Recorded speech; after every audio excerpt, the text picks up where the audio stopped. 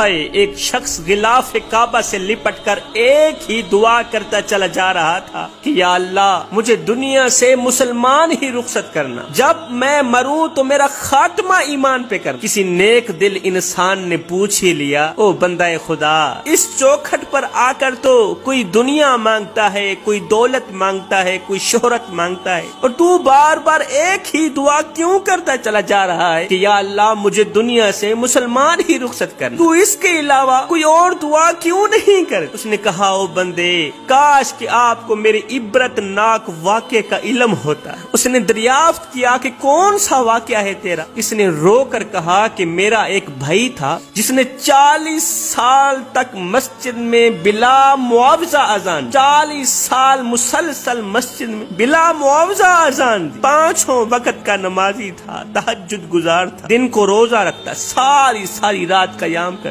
لیکن جب اس کی موت کا وقت قریب آیا، جب وہ مرنے لگا تو اس نے ہم سے قرآن مجید مانگا، ہم نے اسے قرآن مجید اٹھا کر دیا کہ ہمارا بھائی اس سے برکتیں حاصل کرنے والا ہے۔ موت کے وقت بھی ہمارا بھائی قرآن مانگ رہا ہے، مگر افسوس 40 سال مسلسل اذانیں دینے والا بھائی قرآن شریف میں ہاتھ رکھ کے کہنے لگا، بھائیو تم سب گواہ بن جاؤ، تم سب گواہ بن جاؤ کہ میں عیسائی مذہب اختیار کر کے مر رہا ہوں، میں عیسائی مذہب اختیار کر کے اس دنیا سے جا رہا ہوں۔ ہے جب اس نمازی بھائی کو ہم دفن کرنے لگے، ہم نے اپنی ان آنکھوں سے دیکھا کہ قبر میں اندھیرا ہی اندھیرا، قبر میں گرمی ہی گرمی، ہم سب لوگوں کو ایسے لگتا تھا جیسے کہ جہنم کی تمام کھڑکیاں قبر کی طرف کھول دی گئیں، قبر کے بچھو کیڑے مکوڑے جیسا کہ اس کے منتظر بیٹھے ہوں، پہلے سے ہی انتظار میں ہوں۔ اس بندے نے پوچھا کہ تمہارا بھائی آخر ایسا کون سا عمل کیا کرتا تھا، کون سا عمل کیا کرتا تھا جس عمل نے تمام نیکیوں کو گناہوں میں بدل دیا؟ کہا کہ وہ غیر محرم عورتوں میں دلچسپی لیتا تھا۔ اس کا یہ جو عمل ہے نا، غیر محرم عورتوں میں دلچسپی لیتا تھا اور لڑکوں کو شہوت بھری نگاہوں سے دیکھتا تھا۔ اس کے 2 عملوں نے اس کی تمام نیکیوں کو گناہوں میں بدل دیا۔